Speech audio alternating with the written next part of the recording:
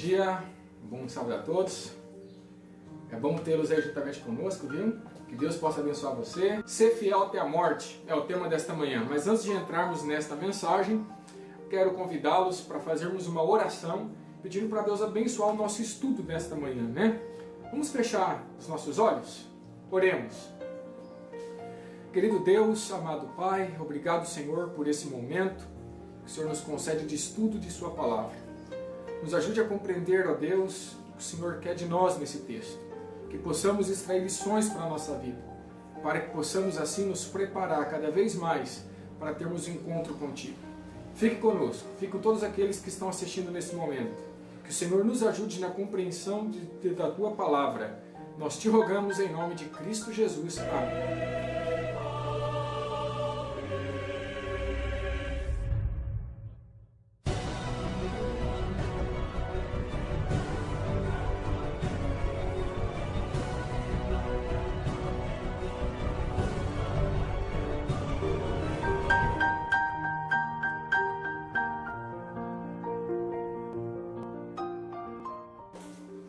Que Deus abençoe vocês. Estão bem acordados, animados, fortes, motivados? Amém?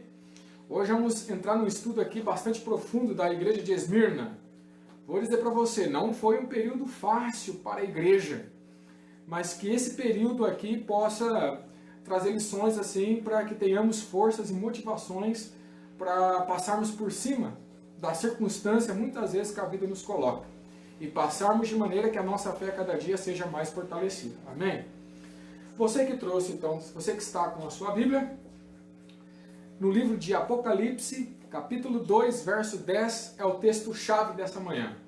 Apocalipse 2, verso 10, diz assim: Não temas as coisas que tens de sofrer. Eis que o diabo está para lançar em prisão alguns dentre vós, para serdes colocados à prova, e tereis tribulação de 10 dias. Ser fiel até a morte, e dar-te-ei a coroa da vida. Então está aí um dos versos que eu acho assim dos mais bonitos da Bíblia, não dos mais fáceis, pelo meu ver é um dos textos mais difíceis da vida, né, de qualquer ser humano, um dos mais difíceis, mas também tem uma promessa maravilhosa de coroa da vida, né? Coroa da vida Deus promete nos dar. Vamos analisar então a carta à igreja de Esmirna? Bom, a cidade de Esmirna ficava localizada a aproximadamente 56 quilômetros da igreja de Éfeso, que foi a igreja que estudamos a quarta-feira passada, né? A quase 60 quilômetros da igreja de Éfeso. A cidade original de Esmirna teria sido estabelecida por volta de 3.000 anos antes de Cristo. Foi fundada como colônia grega, que é uma colônia. Colônia é uma cidade que é fundada para receber, então, pessoas militares aposentadas. Então, quando os militares aposentavam, eles tinham uma cidade chamada Cidade Colônia, onde eles iam morar. No caso aqui, Esmirna tornou uma cidade colônia, né, para abrigar militares por volta de 1000 a.C. Esmirna se caracteriza principalmente pela sua vontade de existir. Vontade de existir? Como assim, pastor? Uma cidade que tem vontade de existir? Vejamos, por exemplo, alguns dados que mostram que essa cidade realmente tinha vontade de existir. Não de sumir do mapa, mas de existir. 600 a.C. Esmirna teria sido destruída pelo rei Aliade da Lídia. Mas em 320 ela foi reconstruída por influência de Alexandre o Grande. Destruída, mas reconstruída. 195 a.C. Ali, então, agora, para valorizar essa cidade que havia sido destruída, é levantado ali um grande templo em homenagem à deusa Roma, né? Várias cidades, várias vezes foi, então, ali devastada. Esmirna foi devastada várias vezes por terremotos, mas todas as vezes que foi devastada, foi reconstruída. Vários conquistadores tentaram devastá-la também, mas nunca conseguiram devastar de maneira completa. 1402, por exemplo, Tomarleão invadiu a cidade, a tomou e fez um massacre generalizado que acabou com quase toda a cidade e a população, mas sobreviveu. 1424, agora os turcos invadem Esmirna, tentam tomá-la e muitos cristãos são feitos mártires. Agora 1758, uma praga quase dizima toda a cidade de Esmirna. 1923, novamente os turcos atacam Esmirna e o novo massacre toma um lugar. 1970 agora, seu número de habitantes, nessa data, 1970, seu número de habitantes agora é de 520.686 pessoas. E nessa cidade, por incrível que pareça, existe até hoje, né? E com um bom número de cristãos. E aí, Esmirna, tem ou não tem vontade de existir? Quanta coisa ruim aconteceu nessa cidade, e ela permanece de pé até hoje. Não é por acaso que esta cidade e a igreja que encontra nela foi escolhida por Deus para representar a segunda fase da igreja na história. Uma igreja que luta. Esmirna representa também uma igreja que luta para existir, diante dos ataques sucessivos que ocorriam contra os cristãos nessa fase histórica da igreja. Acredita-se que a igreja tenha sido fundada por Paulo. O conteúdo da carta pode indicar que seus membros eram ativos, fervorosos e leais, embora fossem pobres, né, e principalmente de bens materiais. Pobres de bens materiais, principalmente. Sua extensão histórica, então, vai do ano 100, quando termina Éfeso, até o ano 313. Né? 213 anos de extensão histórica tem a igreja de Esmirna. Começa no 100, termina no ano 313. Vamos então agora para a mensagem. Apocalipse 2, verso 8 diz assim, ó, ao anjo da igreja de Esmirna escreve, essas coisas, diz o primeiro e o último, o que esteve morto e tornou a viver. Anjo, nós já vimos na igreja de Éfeso, vem do grego angelos, que pode ser traduzido como anjo mesmo, mas também mensageiro. Mensageiro. No caso referido aqui, ao anjo da igreja de Esmirna, esse anjo seria então o líder da igreja de Esmirna. De acordo com alguns estudiosos, Policarpo foi um dos mais notórios líderes desta época da igreja. Devido a isso, Policarpo, então, seria considerado por alguns teólogos como sendo o anjo desta igreja, o líder desta igreja, o mensageiro desta igreja. Ele foi um dos mártires desta época. O Estado, na época, exigiu que Policarpo adorasse o imperador César como Deus, porque todos os imperadores eram considerados como Deus, como Senhor, né? E digno de adoração dos seus súditos. E pediram, então, para Policarpo adorar. Devido à sua recusa, por ser fiel a Deus, recusou adorar o imperador, ele foi levado então para ser queimado sobre um monte pago. Isso aconteceu no ano 156 depois de Cristo. Policarpo se tornou mártir. Bom, João alega então que essas palavras não vieram do profeta que recebeu a revelação, mas segundo João disse, as palavras veio daquele que é o primeiro, mas também é o último, que esteve morto e tornou a viver. Quem é esse ser que revelou para João que é o primeiro e o último, que esteve morto e tornou a viver? Bom, pelo conteúdo da frase aí, é fácil, né, identificarmos como a pessoa de Jesus Cristo. Amém? Bom, agora olha a importância da maneira como Jesus revela para a igreja. A igreja de Esmirna, ela é caracterizada principalmente por perseguições e mortes. A igreja foi perseguida arduamente e muitos cristãos morreram. A maneira como Cristo então se apresenta à igreja é muito relevante. Veja, a ideia de ele ser o primeiro e o último nos aponta, em primeira instância, a um Deus eterno, a sua eternidade. Ele é o primeiro e o último, mas ele é eterno. Ele é antes de todas as coisas e é depois de tudo também. Ele é eterno, a sua eternidade. O Deus atemporal, o Deus que está fora do tempo. O Deus que vê tudo como se fosse agora. Ele vê o passado, o futuro e o presente de uma pessoa como se fosse agora. Ele tem esse poder porque ele é um Deus atemporal, ele é o dono do tempo. Aquele que não tem início, não tem fim. Aquele que conhece a história desde o princípio e já sabe também aí o seu fim, antes que chegue. Por isso o Apocalipse começa com essa declaração. Se você ler Apocalipse 1,17, que é o começo do livro, lá ele fala que ele é o primeiro e é o último, ele é o alfa e é o ômega. E quando você lê Apocalipse 22,13, que é o último capítulo do livro, ele também se apresenta dizendo que ele é o primeiro e ele é o último. Começa assim Apocalipse e termina assim. E na revelação de Esmirna, ele fala, eu sou o primeiro e o último. Deus é o Senhor da história, do tempo. Sabe, queridos, isso uma igreja que é perseguida é muito importante. Porque mostra que Deus ele é o soberano de todas as coisas. Que Ele sabe tudo o que está acontecendo com o povo. Ele conhece tudo, nada escapa dos olhos de Deus. E era muito importante a igreja de Esmirna compreender isso. É muito importante nós, cristãos do século XXI, também compreendermos isso. Que Deus ele é o primeiro e ele é o último. Tudo que nós passamos, ele já viu acontecer no passado. E ele sabe qual é o fim. Deus conhece todas as coisas. Por isso nós podemos repousar com segurança e confiança em Deus. Porque ele sabe todas as coisas. Nada para Deus é surpresa. E depois ele fala assim, ó, estive morto e tornou a viver. Ou seja, além dele ser o Senhor do tempo da história, ele também é o Senhor da vida. Ele é o Senhor da... Desculpa o que eu vou dizer agora, Senhor da morte, né? Ele está acima da morte, vamos colocar assim. Ele venceu a morte. E o seu triunfo sobre a morte também é a certeza do triunfo que o seu povo terá sobre ela também, sobre a morte. Desta forma, não havia o que temer, mas apenas confiar nesse Deus poderoso. Lembra que a igreja de Esmirna, muitos cristãos estavam morrendo.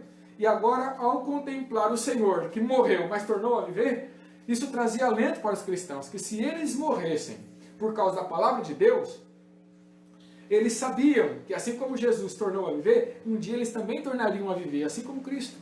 É uma esperança que acalentava o coração daqueles cristãos perseguidos e muitos feitos mártires. Agora, para nós refletirmos, né? É certo que às vezes nós temos medo de muitas situações que nos cercam também, não é verdade? Nós temos medo, receio de muitas coisas desta vida. Eu sei porque, assim como vocês, eu também tenho medo. Todos nós temos medo, somos humanos, somos falhos, débeis, imperfeitos, fracos, nós somos assim. Mas uma coisa é certa, Jesus conhece todas as coisas. Ele é o primeiro, ele é o último, ele sabe todas as coisas. Ele sabe o passado, ele conhece o presente, ele sabe o futuro. Ele é o primeiro, ele é o último. O que nós precisamos? Apenas confiar nele, amém? Colocar nossa vida na mão dele. E se a morte chegar ao nosso lado, queridos, ele esteve morto, mas venceu a morte. E a sua vitória é nossa hoje, amém? Então nem a morte deveria trazer temor ao coração do crente, porque Cristo é a certeza da vitória sobre a morte. 1 Coríntios 15, lá o apóstolo Paulo pergunta, onde está a morte, teu aguilhão? Onde está a morte, tua força? Porque Cristo venceu a morte, né? E os cristãos de Esmirna repousavam nessa promessa, repousavam nessa confiança de que Cristo venceu a morte. E foi assim que Jesus começa a revelação da sua carta à igreja de Esmirna, né? Primeiro e último, teve morto, mas tornou a viver. E agora entramos no segundo ponto da carta. Ele, Jesus, reconhece a sua igreja, conhece a história da sua igreja, cada passo da sua igreja. A sua igreja não está abandonada por Cristo, ele conhece cada passo. Olha o que ele diz em Apocalipse 2, verso 9. Conheço a tua tribulação, a tua pobreza, mas tu és rico. A blasfêmia dos que a si mesmos se declaram judeus, mas não são, sendo antes sinagoga de Satanás. Então que Jesus mostra que conhece bem cada peculiaridade da sua igreja. E ele começa falando assim, ó, conheço a tua tribulação. E o conhecer no grego aqui, não é um conhecer como alguém conhece lendo assim no jornal a vida de alguém, de maneira assim, talvez indireta, ou com pouca profundidade, de maneira superficial. O conheço da Bíblia é um conhecer de andar junto, de estar junto em todos os momentos. Quando ele fala eu conheço, quer dizer eu estou junto com vocês. Eu estou na caminhada com vocês, eu estou lado a lado com vocês. E não é assim que acontece com Deus quando acompanhamos a história do povo de Deus na Bíblia? O povo sai do deserto e Deus está junto, numa coluna de fogo de noite, numa coluna de nuvem de dia. Quando está lá no acampamento, Deus está junto, através do tabernáculo. Quando o povo está lá no Novo Testamento, Deus está junto, andando entre eles, se fez carne. E hoje que nós estamos aqui, Deus está junto de nós. João diz que Ele está morando dentro de nós, através do Espírito Santo de Deus. Ou seja, Ele conhece no sentido assim, eu estou junto. Eu estou com vocês na caminhada. A cada passo da jornada, estamos juntos. É nesse sentido que Deus conhece. E na tribulação da igreja, Deus estava junto com aquela tribulação. Por isso Ele fala assim, ó, conheço a tua tribulação. Porque Jesus estava junto com eles naquela luta. Assim como esteve junto com Sadraque, Mesaque e Abednego dentro da fornalha. Assim como esteve junto com Daniel dentro da cova dos leões. Assim como esteve junto com Pedro e muitos outros apóstolos dentro da prisão. Na tribulação da igreja de Esmirna, Jesus está dizendo, eu conheço, quer dizer, eu estou junto com vocês na tribulação. Eu sei cada passo da sua tribulação. Essas palavras que refletem adequadamente o que é a situação que a igreja passava, que eram circunstâncias adversas, difíceis, E essas circunstâncias era por causa da intolerância que havia para com aqueles cristãos. E, consequentemente, gerava então uma perseguição. A tribulação que este povo passou, queridos, não foi pequena, foi uma grande tribulação. Só para você ter uma pálida ideia do que eles enfrentaram, vou colocar alguns dados históricos aqui do período desta igreja. Por exemplo, Trajano, do ano 98 ao ano 117, que é o ano que se encaixa dentro do período da igreja de Esmirna. Escreveu uma carta para Plínio, o moço, que era governador da Bitínia e também do Ponto, na Ásia Menor, com a seguinte ordem: deixa os cristãos livres, à vontade, deixa eles para lá, não atrapalha eles. Até parece uma coisa boa, mas olha o que diz a carta agora. Mas todo cristão que for levado diante das autoridades porque cometeu alguma ofensa, esse que foi levado então, que sejam executados, salvo se ele se retratar da ofensa que fez. Se ele se retratar, deixa viver. Ora, com essa abertura de que toda a ofensa do cristão levado para uma autoridade devia ser executado, os inimigos então atribuíam qualquer situação para os cristãos, para que eles fossem levados às autoridades. E uma vez levados às autoridades, então eles poderiam matá-los. Imagina que situação o povo enfrentava. Adriano, no ano 117 ao ano 338, o cristianismo começou a ser visto então como uma ameaça para o império. Por quê? Porque começou a crescer muito e os costumes cristãos eram totalmente diferentes dos costumes do império. Então começaram a ficar fiscalizando os cristãos. Antônio Pio, 136 ao ano 161, durante o seu domínio ocorreu o martírio então de quem? De Policarpo. Policarpo foi então martirizado no período de Antônio Pio, que era considerado como líder de Esmirna, o anjo de Esmirna. Isso aconteceu no ano 156 depois de Cristo. Marco Aurélio, 161 ao ano 180. Os cristãos são acusados agora de crimes hediondos e Justino Marte, que defendia o cristianismo, era um apologeta, foi então morto no ano 165. E aí você tem depois Décio Trajano, 249 ao ano 251. A pior perseguição ocorreu no tempo de Décio Trajano. E aí você tem Diocleciano, 284 ao ano 305. Os editos emitidos no ano 303 determinaram uma das mais cruéis perseguições contra os cristãos, resultando também em milhares de mortes. Foi fácil ser cristão na época de Esmirna? Não, não foi fácil ser cristão na época de Esmirna. Sem dúvidas, esse povo enfrentou uma grande tribulação, grandes provas. Quase todos os imperadores durante o período de Esmirna promoveram o quê? Perseguições contra os cristãos, querendo acabar com os cristãos e erradicá-los. O mais importante é que Jesus conhece os sabores do seu povo. Ele conhece, não porque simplesmente ele conhece tudo, ele é o primeiro e o último. Não porque nada lhe é oculto, ele vê tudo, não é por causa disso que ele conhece. Mas ele conhece simplesmente porque ele enfrentou a oposição do mundo quando andou aqui nessa terra. E de maneira mais plena possível. Seu conhecimento, então, não é apenas assistir, ou porque ele é alto, ele tem a autoconsciência, ele conhece todas as coisas. Não. Ele conhece porque ele experimentou.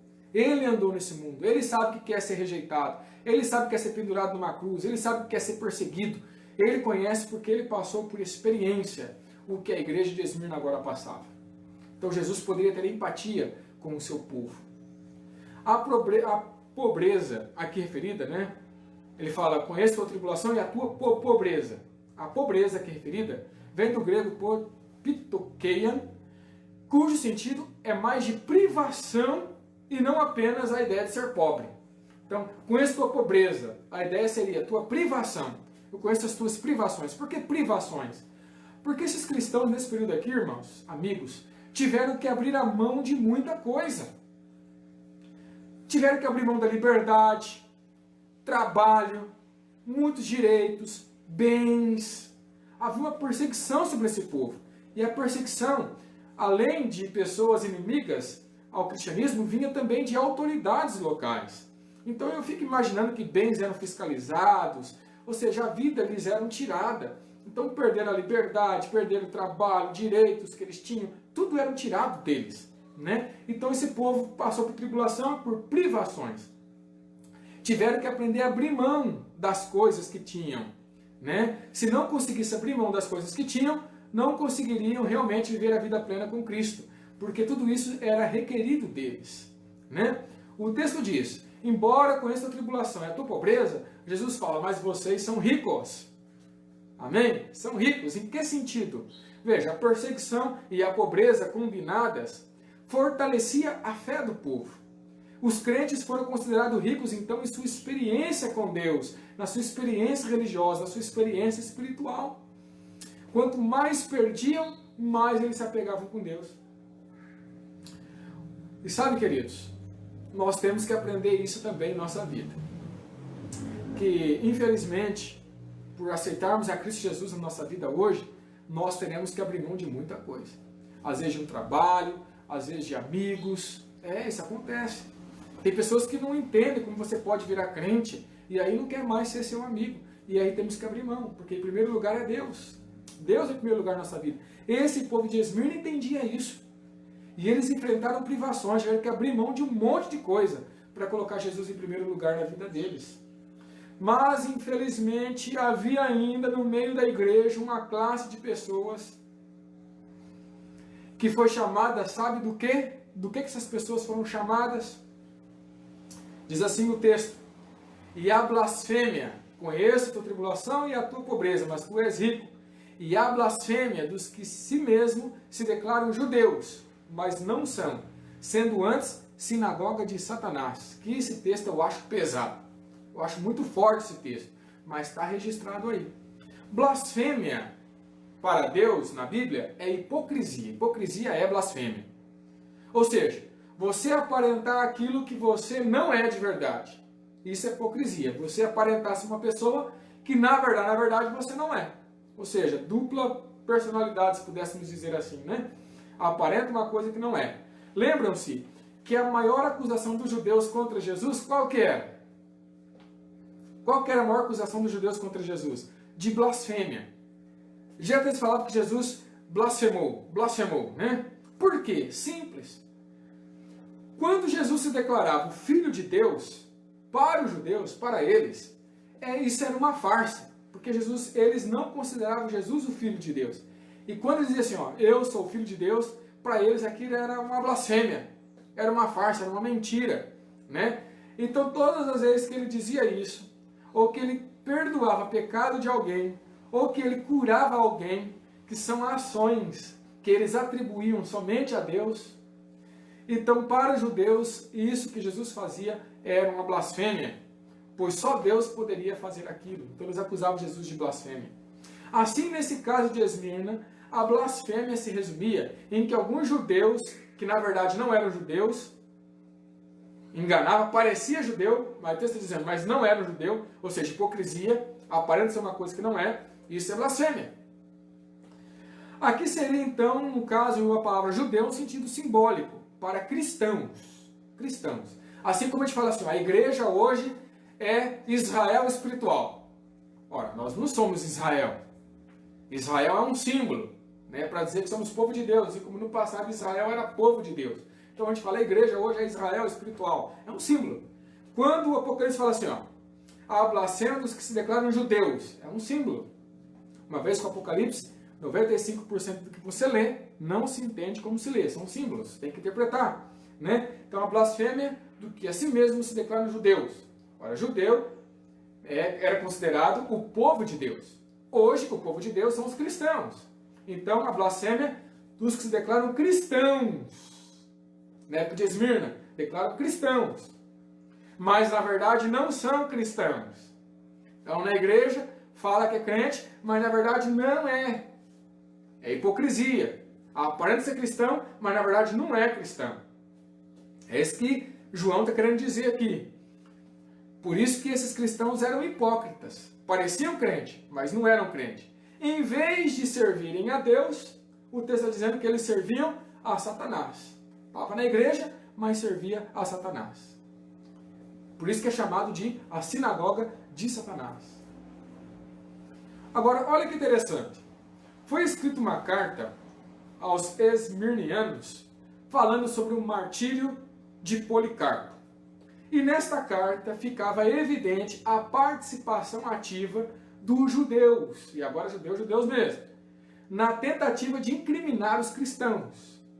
Quando Policarpo confessou que era um cristão, ele foi chamado para se retratar, mas ele reafirmou sua identidade como cristão, os judeus que viviam em Esmirna se ajuntaram em desgravo e expressões de descontrolada raiva, ficaram nervosos quando Policarpo reafirmou que era crente. E então, logo depois, o que aconteceu? Policarpo foi queimado vivo pela população no ano 156 depois de Cristo. Sinagoga de Satanás. O nome Satanás significa acusador, adversário. Olha o que os judeus fizeram, acusaram os cristãos, acusavam os cristãos. Esses centros judaicos na época aqui de Esmirna se tornaram literalmente sinagogas de acusação contra os cristãos. As sinagogas se tornaram um centro promotor de perseguição aos cristãos. Então os judeus não queriam se tornar cristão e atacavam os cristãos. E as suas sinagogas viraram então lugares de entrega de cristãos para as autoridades para serem perseguidos e mortos e destruídos. Que coisa triste. Então os judeus que existiam em Esmirna faziam um trabalho de acusação contra os cristãos. E muitos cristãos ainda eram hipócritas. Era cristão, mas só na aparência. Na verdade não era. E faziam um trabalho de favor a Satanás. Por isso, sinagoga de Satanás. Que triste isso daí. Agora, eu não sei se eu faço uma pergunta, porque essa pergunta pode ser muito impactante. Mas lembra que nós estamos tentando tirar lições para nós hoje no século XXI. Então, a pergunta que eu gostaria de fazer nesta manhã seria: será que ainda hoje existe a sinagoga de Satanás? Pesada essa pergunta, né? Como assim, pastor? Será que existe hoje blasfêmia dos cristãos que declaram ser cristãos, mas na verdade não são cristãos? Será que existe hoje? Pessoas que vão na igreja, carregam a sua Bíblia, vai lá orar, assiste o culto. Parenta são cristãos, porque tem um hábito de rotina de ir na igreja. Parenta são cristãos, mas na verdade não é? Será que acontece isso hoje? Lembra que um dos sinais do fim, se eu não me engano é Timóteo capítulo 3, 2 Timóteo capítulo 3, lá fala que muitos teriam aparência da piedade, mas negando-lhe, entretanto, o poder. Ora, o que é a aparência da piedade? Aparência da piedade parece ser um religioso, piedade e religiosidade. Parenta ser um religioso, mas nega o poder da religiosidade, quer dizer, não é. Parenta ser, mas não é, seria um dos sinais do tempo do fim. Então, hoje temos também pessoas que dizem ser cristãos, mas quando você vai analisar bem a vida, você percebe que nega o poder do cristianismo? Tem sim, tem. Seria um dos sinais do tempo do fim. Então, tem pessoas que, infelizmente, estão na igreja, mas fazendo um desfavor para as coisas de Deus. Infelizmente. Está fazendo coisas mais que agradam ao inimigo do que coisas que agradam a Deus. E está aí uma coisa para nós meditarmos, A quem nós estamos servindo na igreja, de verdade? A Deus? É essa sinagoga que nós pertencemos, sinagoga de Deus? Ou a outra sinagoga que a gente viu já que existe aí, inclusive dentro da igreja, que é a sinagoga de Satanás, como é colocado aqui. Pesado, pastor, você está falando. É verdade, é pesado. E está aqui na igreja de Esmirna. Essa ideia. Agora, para refletirmos, Veja que os piores inimigos dos cristãos eram judeus, que viviam com a Bíblia debaixo do braço, e cristãos que diziam ser cristãos, mas na verdade não era cristão coisa nenhuma. Agora, para nós pensarmos, veja, esses eram os piores inimigos dos cristãos de Esmirna, que entregavam eles de bandeja para serem mortos. Os acusava para serem mortos. Agora, para nós refletirmos, será que o mesmo não vai acontecer conosco também? Olha o que Jesus falou em Mateus 10, 35 e 36, Pois vim causar divisão entre o homem e seu pai, entre a filha e sua mãe, entre a nora e sua sogra. Assim, os inimigos do homem serão os da sua própria casa.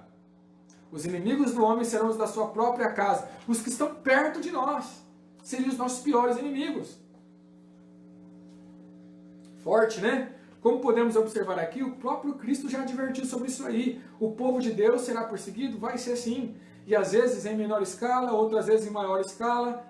Até o dia, queridos, em que nós teremos o grande Armagedon, que vai se transformar numa gigantesca sinagoga de Satanás, que envolverá toda a humanidade. Sendo assim, a perseguição do passado, que a gente viu aqui em Esmirna, é um tipo de perseguição que vai ocorrer no futuro, final da igreja.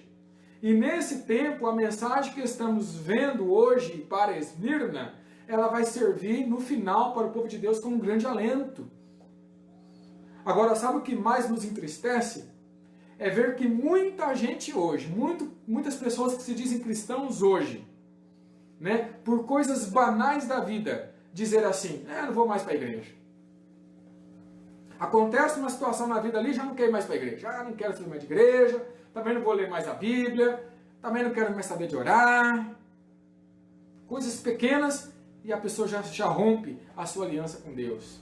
Estou cheio do irmão fulano, cheio do irmão Beltrano, não quero mais nada com a igreja, também não vou ajudar mais em nada, só vou ver agora, só vou assistir de longe, não vou fazer mais nada na igreja, não quero me envolver, não quero mais cargo, não quero mais nada. Só vou assistir e pronto. Eu não vou sair mais para ajudar a asa, colher alimentos, buscar alimentos, também não vou ajudar o trabalho missionário, não vou mais dar estudo bíblico. E a gente rompe com tudo. Por causa, muitas vezes, de coisas banais que ocorrem com a gente. Nós rompemos com tudo. E eu me pergunto, né?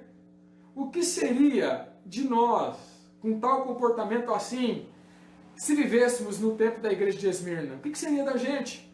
Se por coisas pequenas que ocorrem hoje, nós rompemos com tudo? E se vivermos na época de Esmirna? O que aconteceria com a gente? Será que eu ainda estaria na igreja? Será que eu ainda estaria firme, né, nos departamentos que talvez eu teria na igreja, nos trabalhos missionários, pregar o evangelho? Será que eu estaria ainda firme na igreja? Diante de tudo que a igreja de Esmirna passou, será que eu suportaria tempo assim? Será que você suportaria tempo assim, com base na sua fé que você tem hoje? Se a sua resposta for não, eu não suportaria. Então eu estou preocupado com você. Porque tempos ainda piores está previsto para a igreja no futuro. Nós ainda temos pela frente tempo prévio de angústia. Temos angústia de Jacó e muita coisa que ainda aguarda o povo de Deus no futuro. Muito pior do que aconteceu com Esmirna. Teremos ainda mártires no futuro. E eu pergunto, se eu não suportaria Esmirna, como eu poderei suportar o tempo que nos aguarda no futuro? Para refletirmos, para pensarmos. Terceiro ponto da mensagem, Deus profetiza uma grande prova para o seu povo. Como se não bastasse tudo que Esmirna passou, ainda há uma profecia de uma grande prova para Esmirna. O verso 10, que é o verso que nós lemos nesta manhã. Não temas as coisas que tens de sofrer. Eis que o diabo está para lançar em prisão alguns entre vós, para ser disposto à prova. E tereis tribulação de 10 dias. Ser fiel até a morte, dar-te-ei coroa da vida. Como se não bastasse o que eles já haviam sofrido, passado, enfrentado, agora eles teriam em sua frente uma das mais terríveis provas, o sofrimento. Este episódio indicaria os que estavam com Deus firmes ou os que não estavam. Eles seriam colocados à prova, seriam testados. Eles seriam testados, só que de maneira ainda mais forte, né? Contudo, Deus disse para eles, e é assim que ele começa o verso, não temas, não tenhas medo. Eles deveriam mesmo, diante da prova, repousar na confiança de que Deus é o Senhor do tempo e também é o Senhor da morte. Ele é o primeiro e é o último, ele que esteve morto, mas também reviveu. Quando o texto diz assim, ó, não temas, eis que o diabo.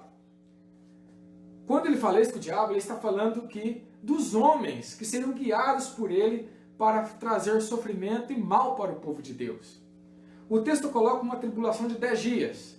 Dentro do princípio da Bíblia de dia, equivalente a ano, como está lá em Ezequiel 4,6, em Números 14,34, da profecia, isso nos levaria então 10 dias, 10 anos de tribulação.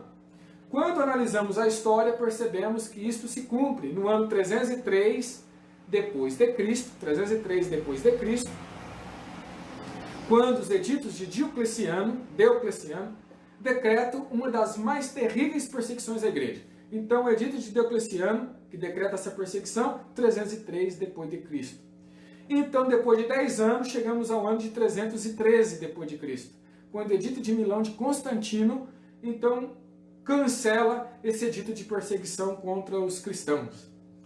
Teodoreto nos dá uma ideia de quão atroz foi a perseguição neste período, quando ele informa o seguinte, que muitos cristãos que aí compareceram diante do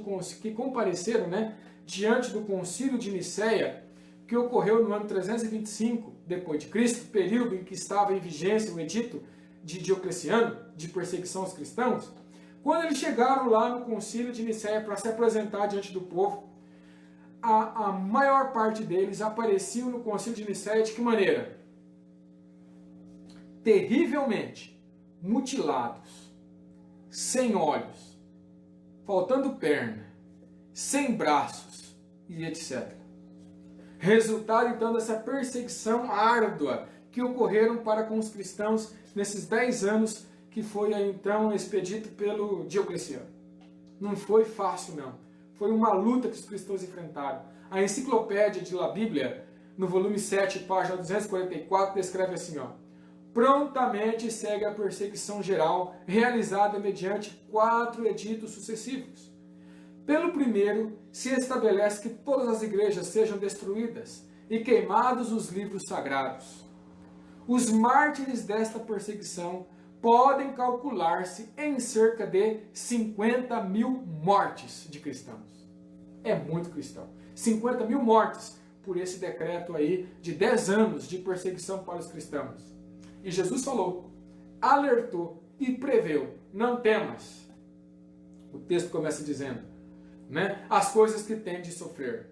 Eis que o diabo está usando pessoas, liderança, autoridades, está para lançar em prisão algum dentre vós, provas, lutas, né, para ser disposto à prova. E tereis tribulação de 10 dias, 10 anos, que vai do ano 303 ao ano 313. E queridos, nesse período então, como dissemos, quase 50 mil mártires, por causa do Evangelho, morreram então nesse período aí. A perseguição começou em fevereiro de 303, depois de Cristo, e terminou 10 anos depois, exatamente 10 anos depois, 313 do mesmo mês, fevereiro. Agora para refletirmos. Às vezes, podemos argumentar, né? Por que Deus permitiu tanto sofrimento a este povo? É difícil sabermos. Mas uma coisa é certa. Este mundo está sob o domínio do inimigo de Deus. O próprio Jesus falou, o príncipe deste mundo. Esse que vem aí, o príncipe deste mundo. E ele nada tem em mim. Jesus disse isso. É verdade que a ação do inimigo de Deus é limitada por Deus. Mas a Bíblia nos diz que uma grande prova aguarda o povo de Deus no futuro. A grande pergunta é, estamos nos preparando para tudo isso? Estamos preparados para render nossa vida a favor do Evangelho? O tempo de angústia, qual nunca houve, desde que houve nação até o momento, ainda está no futuro, está para vir. E como estamos então aí levando a nossa vida espiritual? Estamos dando a ela a devida prioridade? Sabe, queridos, muitos estão negligenciando hoje, em tempos de paz, de liberdade religiosa, a sua preparação. Muitos estão negligenciando. Muitos estão perdendo tempo com um monte de coisa e deixando de lado o estudo da Bíblia, da oração, preparo da vida espiritual, estão deixando de lado. Estão vivenciando tudo que o mundo oferece, aí gastando tempo com um monte de coisa, colocando várias atividades na vida e deixando de lado o preparo espiritual. E quando a prova chegar, aí vão querer se preparar, mas aí poderá ser tarde demais. Como estamos nos preparando para os embates do futuro que vai abater sobre o povo de Deus? Agora, no contexto de Esmirna, diante dessas provas, né, há nesse texto também uma promessa, no versículo 10. O texto diz, "Sê fiel até a morte, e dar-te-ei a coroa da vida." Esta promessa também, na verdade, é um grande desafio. Ser fiel. O verbo está no imperativo. É uma ordem de Deus ao seu povo. Seja fiel, ser fiel. É uma ordem, não deixa opção. Quando é uma ordem, não deixa opção. Você tem que ser fiel, não tem outra opção. E a ordem, lógico, aqui é com respeito à fidelidade. Fiel, né? Fidelidade. E é a fidelidade que vai nos assegurar no plano final do grande conflito. Em suas lutas, né? Contra o inimigo, as forças do mal. É a fidelidade que vai nos dar força para vencermos o inimigo, a batalha, o grande conflito. E é também a fidelidade que vai nos dar força para vencermos as nossas lutas hoje que enfrentamos. Seja no trabalho, na sociedade, na tua família, no particular. Todos nós temos lutas. E a nossa fidelidade a Deus que vai dar força para vencermos tudo isso. Então, ser fiel não é opção. é o que precisamos para vencer as batalhas contra as forças do mal. É a nossa fidelidade. Não é querer negociar com Deus os princípios, sabe? Tem gente que quer negociar a fidelidade, né? Ah, Senhor, se eu fizer isso aqui só hoje, tal, né? E queremos negociar com Deus. Com Deus não tem negociação. O que Deus espera de nós é ser fiel em todas as coisas. É isso que Deus espera de nós, não é outra coisa, a não ser fiel. O mundo, queridos, vai te forçar. Sabe? Há muitas coisas. O mundo vai te forçar a muitas coisas. E sabe, e dependendo das necessidades que nós passamos, a prova pode se tornar ainda maior. Todos temos famílias. Imagina você perder seu serviço, como você vai sustentar sua família? Só que às vezes, para você ser fiel a Deus, vai ser necessário você perder seu trabalho. Às vezes, para você ser fiel a Deus, você vai ter que perder alguns amigos. Às vezes, para você ser fiel a Deus, alguma coisa você poderá perder da sua vida. Só que não tem negociação, você tem que ser fiel a Deus, independente do que você vai ganhar ou perder nesta vida. Faz parte do processo ser fiel a Deus. No caso de Esmirna, eles sabiam que a fidelidade deles naquele momento histórico poderia custar a vida deles. Ser fiel naquele momento histórico poderia resultar em morte. Poderia levá-los a pagar com a morte. E assim aconteceu mesmo. 50.000 pessoas aproximadamente morreram porque decidiram ser fiéis. Pagaram com a vida porque decidiram cumprir com os princípios de Deus na vida deles. Mas agora eles aguardam a promessa. Que promessa? Receber a coroa de vida. Neste caso, o símbolo da coroa de vida é a vida eterna, que Jesus nos dará na sua vinda. Está lá em Apocalipse 22, verso 12. Agora, para refletirmos, né? Hoje, onde vivemos, a nossa fidelidade a Deus ainda não custa a nossa vida. Você não vai morrer hoje porque você é fiel a Deus aqui da Teodoro Sampaio, em toda a região, no nosso Brasil. Em alguns lugares do mundo, sim. Ser cristão que é fiel a Deus pode perder a vida.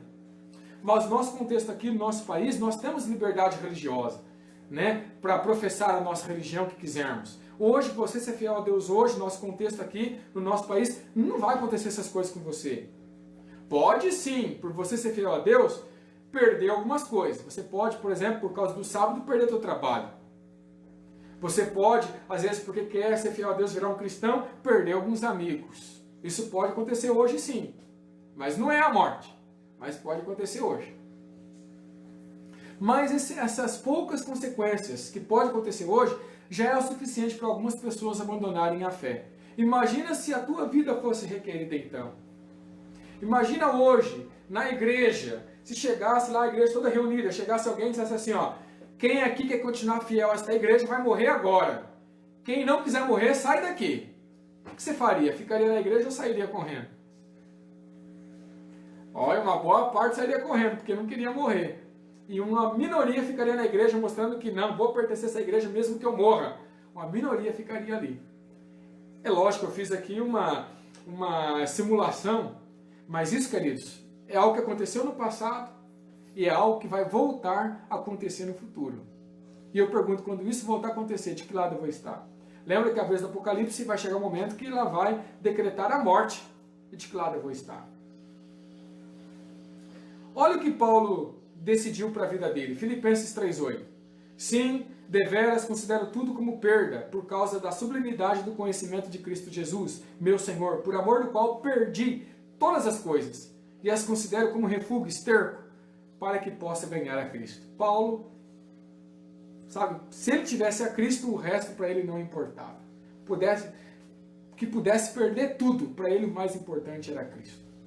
Ganhar a Cristo, então, para Paulo era o que mais importa, e é o que deveria importar para o verdadeiro cristão, né? Nas palavras do próprio Cristo, aqueles que se preocupam com outras coisas, que não seja a sua salvação, Jesus fala, é louco. Veja lá em Lucas 12, verso 20, olha o que ele diz. Mas Deus lhes disse, louco, essa noite pedirão a tua alma, e tudo que você preparou, para quem que é? Tem alguns cristãos que querem viver nesse mundo eternamente, porque tudo que faz é por esse mundo. O nosso mundo não é aqui.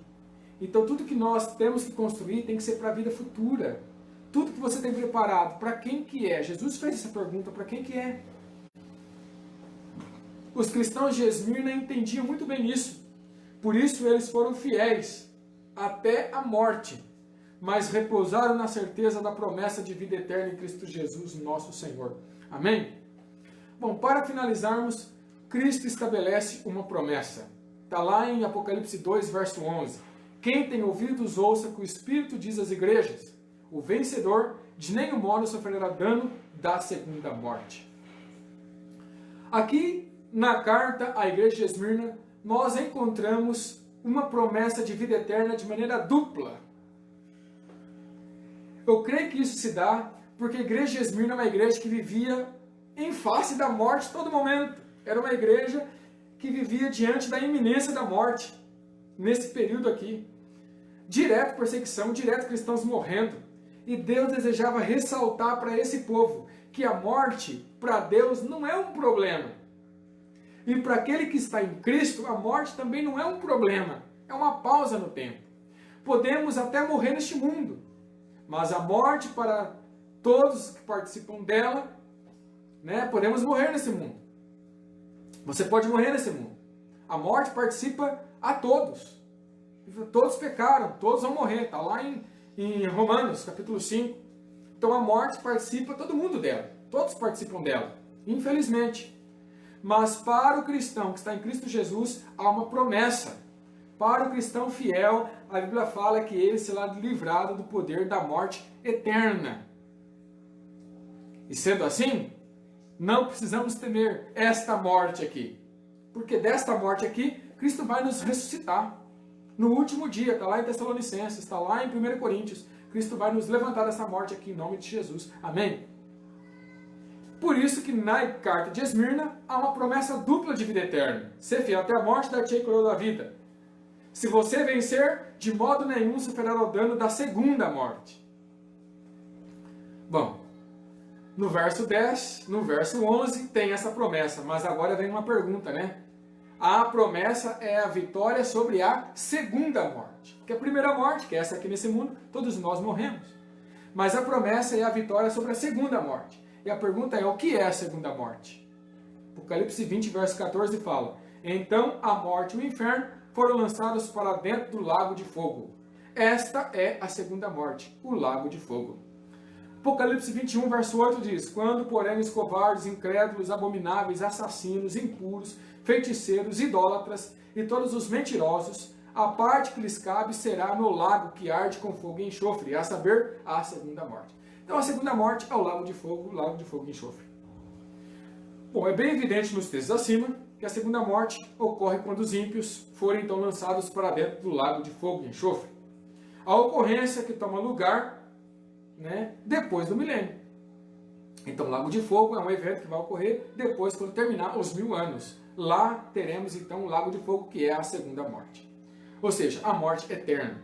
Agora, veja, os fiéis a Cristo podem até morrer a primeira morte. Essa que todos nós morremos, participamos dela. Porém, a promessa é que eles não sofrerão a punição eterna, que é a segunda morte. Amém? Então a segunda morte, o que é fiel, não vai participar dela. Deus nos dará aquilo que no passado deu Adão e Eva, mas eles perderam, que é a vida eterna. Em um lugar maravilhoso, sem provações, sem lutas, sem tentações, porque o mal não se levantará a segunda vez. Está em Naum, capítulo 1, verso 9. Amém? O mal não vai se levantar a segunda vez. É uma promessa que nós temos, então, na Bíblia. Deus seja louvado por isso.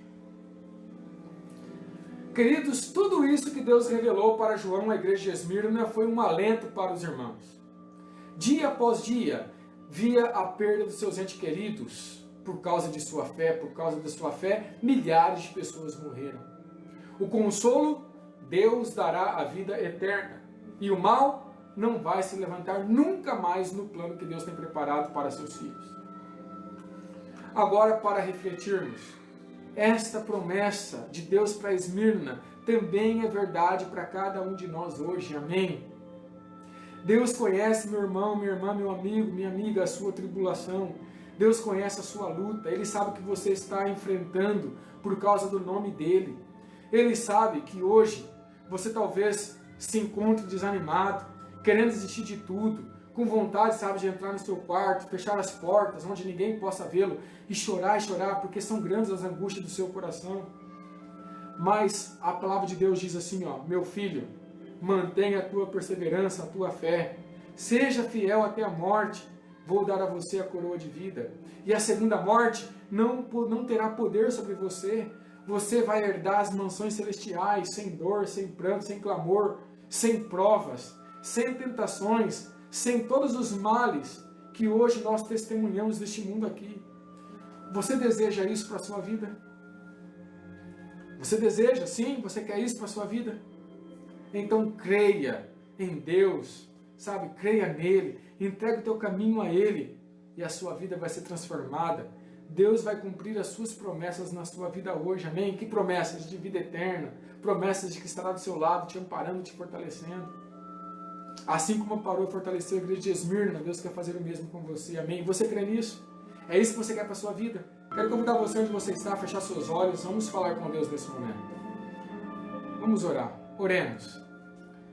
Querido Deus, amado Pai, hoje nós damos um pouquinho da experiência da igreja no período de Esmirna, que vai do ano 100 ao ano 313. Um período que a igreja sofreu demais, muitas perseguições, muitas mortes.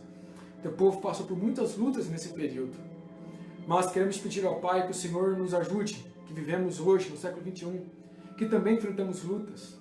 É certo que não enfrentamos lutas como aquele povo enfrentou, de chegar ao ponto de ter que pagar com a morte, com a vida, na entrega da vida. Mas sabemos que um dia, no futuro, teu povo passará por essas experiências também. Queremos pedir ao Pai que o Senhor nos fortaleça, aumenta a nossa fé, nos ajude a tomarmos decisões diárias, sempre ao teu lado. Nos ajude, Senhor, a entendermos que somente ao seu lado teremos forças suficientes para passarmos por cima das lutas, das provas, das tentações. E, Senhor, se o Senhor nos dermos graça de estarmos vivos diante dos perigos eminentes do futuro, que o Senhor nos dê força suficiente para vencermos eles, passarmos por eles, né, com a nossa fé fortalecida e prontos para aguardarmos o retorno de Cristo Jesus. Abençoe tua igreja, que hoje se encontra em isolamento. Abençoe cada um dos seus filhos, cada uma das pessoas que desejam render a sua vida a Ti. Que o Senhor, ó Deus, nos dê a graça da sua companhia. Que o Senhor, ó Deus, nos fortaleça. Que a nossa fé seja solidificada sobre a rocha. E que as nossas experiências contigo, Senhor, nos fortaleça a tal ponto que, independente do que enfrentarmos, que independente do conflito que nós lutarmos, que sejamos, ó Deus, agraciados com uma fé vitoriosa, com uma fé firme, com uma fé solidificada na pessoa de Cristo Jesus, uma fé que nos colocará de pé quando Cristo voltar nas nuvens dos céus. Por isso te pedimos, ó Pai, volte logo, tira-nos deste mundo mau e fortaleça a nossa fé, te rogamos, em nome de Cristo Jesus. Amém.